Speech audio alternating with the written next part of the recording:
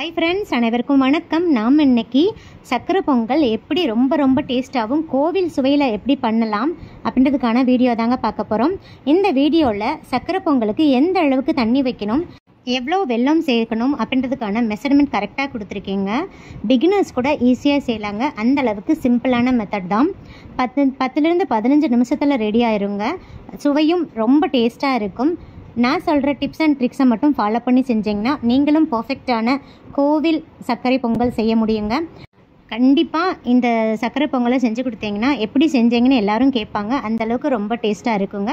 வீடியோவை கடைசி வரைக்கும் ஸ்கிப் பண்ணாமல் பாருங்கள். வாங்க இப்போ வீடியோக்குள்ளே போகலாம். அதுக்கு முன்னாடி நம்ம சேனலை சப்ஸ்கிரைப் பண்ணாத நண்பர்கள் ப்ளீஸ் சப்ஸ்கிரைப் பண்ணுங்கள், சப்போர்ட் பண்ணுங்கள். வாங்க வீடியோக்குள்ளே போகலாம். சக்கரை பொங்கல் செய்கிறதுக்கு நான் இன்றைக்கி 1 கப் பச்சரிசி எடுத்திருக்கேங்க. கிராமில் பார்த்தீங்கன்னா 250 கிராம் இருக்கும். நீங்கள் ஆளாக்கு கிளாஸ் எதில் வேணால் அளந்து எடுத்துக்கலாங்க. நீங்கள் ரேஷன் பச்சரிசி கூட எடுத்துக்கலாங்க, உங்கள் விருப்பம்தான். நெக்ஸ்ட்டு எந்த கப்பில் நீங்கள் பச்சரிசி அளந்தீங்களோ அதே கப்பில் 1/4 கப்பிற்கும் குறைவான அளவு பாசிப்பருப்பு எடுத்துக்கோங்க. பாசிப்பருப்பை நான் ட்ரையாக ரோஸ்ட் பண்ணிட்டு தாங்க சேர்த்துருக்கேன். நீங்கள் வெறும் வானிலையில் எண்ணெய் எதுவும் ஊற்றாமல் பாசிப்பருப்பு ஒரு 2லேருந்து 3 நிமிஷத்துக்கு நல்லா வாசனை வர்ற அளவுக்கு வறுத்து சேர்த்துக்கோங்க. அப்போ தான் நல்லா மணமாகவும் டேஸ்ட்டாக இருக்குங்க. இப்போ பாருங்கள், நான் நல்லா வாஷ் பண்ணிவிட்டு 2 டைம் நல்லா வாஷ் பண்ணிவிட்டு இப்போ குக்கரில் சேர்த்து விட்டுருங்க. நெக்ஸ்ட்டு நீங்கள் எந்த கப்பில் பச்சரிசி அளந்தீங்களோ அதே கப்பில் 5 கப் தண்ணி ஊற்றிக்கோங்க. கரெக்டாக இருக்கும். நம்ம ஊற வைக்க தேவையில்லைங்க. ஊற வச்சிங்கன்னா ஒரு மாதிரி அரிசி வந்து சொதன்னு ஆயிரும். ஸோ ஊற வைக்க தேவையில்லைங்க. 1 கப் பச்சரிசிக்கு 5 கப் தண்ணி கரெக்டாக இருக்குங்க.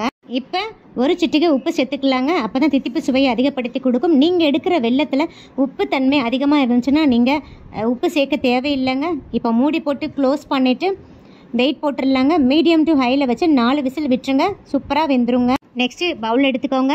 எந்த கப்பில் நீங்கள் பச்சரிசி அளந்தீங்களோ அதே கப்பில் 2 கப் வெல்லம் சேர்த்துக்கோங்க. நான் இன்றைக்கி நாட்டு சக்கரை தாங்க சேர்க்குறேன். வெல்லம் சேர்க்குறதா இருந்தால் நல்லா தட்டிட்டு சேர்த்துக்கோங்க.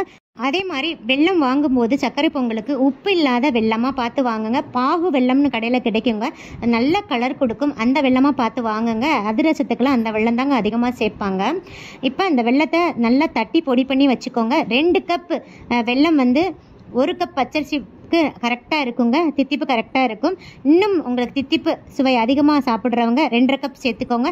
எப்பயுமே சக்கரை பொங்கலுக்கு தித்திப்பை வந்து கம்மி பண்ணிடாதீங்க. அப்போ சாப்பிடவே முடியாது, நல்லா இருக்காது. சக்கரை பொங்கல் ஸ்வீட்டாக இருந்தால் தாங்க சாப்பிட முடியும். நெக்ஸ்ட்டு அதே கப்பில் 1/2 கப் தண்ணி சேர்த்துக்கோங்க. இதுக்கு பாகுபதம் எதுவுமே கிடையாதுங்க.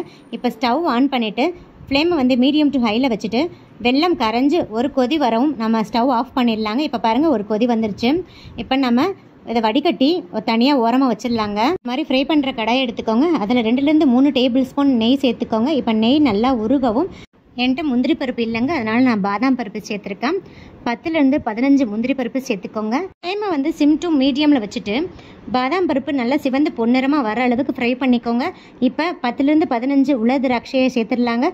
உலர் திராட்சையெல்லாம் அளவில் பெருசாகும். இப்போ நம்ம ஸ்டவ் ஆஃப் பண்ணிடலாங்க. இதை ஒரு ஓரமாக வச்சுருங்க. பாருங்கள், இப்போ 4 விசில் வந்துருச்சு. ப்ரெஷர்லாம் நல்லா ரிலீஸ் ஆனதுக்கு அப்புறம் தாங்க ஓப்பன் பண்ணணும். இப்போ பாருங்கள், ஓப்பன் பண்ணியாச்சு. பாருங்கள், ரைஸ் எல்லாம் செம்மையாக குக் ஆயிடுச்சுங்க. கொஞ்சம் கூட அடி பிடிக்கல. அது மாதிரி இலக்கமாக தாங்க இருக்கணும், ரொம்ப கெட்டியாக இருக்கக்கூடாது. இப்போ கரண்டி வச்சு நல்லா இப்படி மிக்ஸ் பண்ணி விட்டுருங்க. அப்போ தான் நல்லா குழைவாக கிடைக்குங்க. ஏன்னா சக்கரை பொங்கலுக்கு நல்லா குழைவாக இருந்தால் தாங்க நல்லாயிருக்கும்.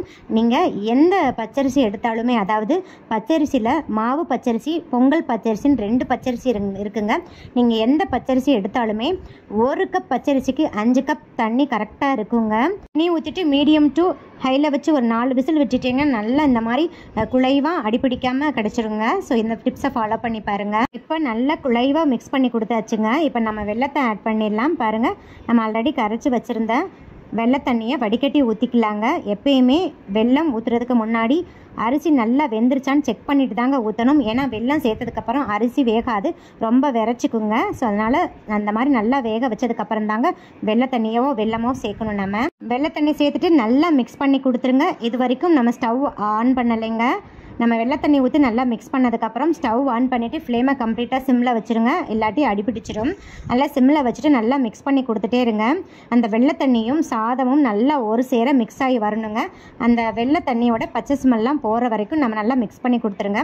ஒரு 2லேருந்து 3 நிமிஷத்துக்கு நல்லா கரண்டி வச்சு நல்லா அடி கூடி நல்லா மிக்ஸ் பண்ணி கொடுத்துக்கிட்டே இருங்க. இல்லாட்டி அடிப்பிடிச்சிருங்க. இப்போ பாருங்கள், அந்த வெல்லமும் சாதமும் நல்லா மிக்ஸ் ஆகிடுச்சு. நல்ல ஒரு மணம் வருதுங்க. இப்போ நம்ம 1 டீஸ்பூன் ஏலக்காய் தூள் சேர்த்துக்கலாங்க. உங்ககிட்ட ஏலக்காய் தூள் இல்லைன்னா 4லேருந்து 5 ஏலக்காயை நல்லா தட்டிட்டு சேர்த்துக்கலாங்க. ஏலக்காய் தூள் சேர்த்துட்டு நல்லா மிக்ஸ் பண்ணி கொடுத்துருங்க. இப்போ பாருங்கள், நான் ஒரு 1/2 கப் நல்ல திக்கான தேங்காய் பால் சேர்த்துக்கிறேங்க. தேங்காய் பால் சேர்த்து செஞ்சிங்கன்னா இதோட டேஸ்ட் வந்து ரொம்ப ரொம்ப அருமையாக இருக்குங்க. ஃப்ளேம் சிம்லேயே இருக்கட்டும். இப்போ ஒரு 2 நிமிஷத்துக்கு நல்லா மிக்ஸ் பண்ணி கொடுத்துருங்க. இப்போ நல்லா மிக்ஸ் ஆகிடுச்சுங்க. அந்த தேங்காய் பாலும் வெல்லம் சேர்ந்து ஒரு அருமையான செம்ம ஸ்மெல் வருதுங்க. வீடே மணக்குதுங்க. அந்த அளவுக்கு நல்ல ஸ்மெல்லாக இருக்குது. இப்போ பாருங்கள், நான் 1 டேபிள் ஸ்பூன் தேன் சேர்க்குறேங்க. விருப்பப்பட்டாலும் சேர்த்துக்கோங்க. தேன் சேர்த்து செஞ்சிங்கன்னா இன்னும் அருமையாக இருக்குங்க. நெக்ஸ்ட்டு நல்லா தேன் சேர்த்து மிக்ஸ் பண்ணி கொடுத்துட்டேங்க. இப்போ நம்ம வறுத்து வச்சுருக்கிற உலர்திராட்சையை நெய்யோட சேர்த்துடலாங்க. சேர்த்துட்டு நல்லா மிக்ஸ் பண்ணி கொடுத்துருங்க. இப்போ பாருங்கள், நான் 1 சிட்டிகை பச்சை கற்பூரம் ஆட் பண்ணுறேங்க. எடிபிள் கேம்ஃபர் அப்படின்னு சொல்லுவாங்க. எல்லா நாட்டு மருந்து கடைகளிலும் கிடைக்குங்க. இதை சேர்த்தாலே ஒரு டிவைன் டச் இருக்குங்க. பச்சை கற்பூரத்தோட அளவை அதிகப்படுத்தாதீங்க. இப்போ ரொம்ப ஸ்மெல் அடிச்சுட்டு நம்மளால் சாப்பிடவும் முடியாது. அதுவும் இல்லாமல் ஒரு மாதிரி கசப்பு சுவை கொடுத்துருங்க. ஸோ ஸ்டவ் ஆஃப் பண்ணிட்டு தாங்க சேர்க்கணும்.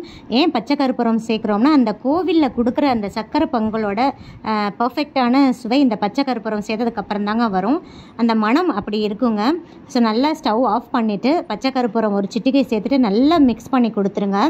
இப்போ அவ்வளோதாங்க, நம்மளோட பர்ஃபெக்டான சர்க்கரை பொங்கல் ரெடி ஆயிடுச்சுங்க. பாருங்கள், அந்த டெக்ஸ்சர் கூட எப்படி அருமையாக வந்திருக்குன்னு. இந்த அளவுக்கு நல்ல தளர்வாக தாங்க இருக்கணும்.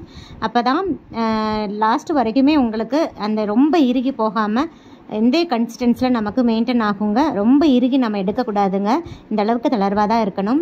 இப்போ நம்ம இதை ஒரு பவுலுக்கு ட்ரான்ஸ்ஃபர் பண்ணிடலாங்க. பாருங்கள் ஃப்ரெண்ட்ஸ், ஃபைனாக நம்மளோட சக்கரை பொங்கல் மணக்க ரெடி ஆயிடுச்சுங்க. பாருங்கள், கரண்டியில் கூட கொஞ்சம் கூட ஒட்டலைங்க. இதாங்க கரெக்டான கன்சிஸ்டன்சி. இப்படி தான் இருக்கணும். ஸோ நான் சொன்ன அளவுகளையும் நான் சொன்ன சின்ன சின்ன டிப்ஸ் அண்ட் ட்ரிக்ஸையும் ஃபாலோ பண்ணி செஞ்சு பாருங்கள். நீங்களும் நல்ல பர்ஃபெக்டான கோவில் சுவையில் அந்த சக்கரை பொங்கல் செய்ய முடியுங்க. ஸோ இந்த வீடியோ உங்களுக்கு மிகவும் பயனுள்ளதாக இருக்கும்னு நினைக்கிறேங்க.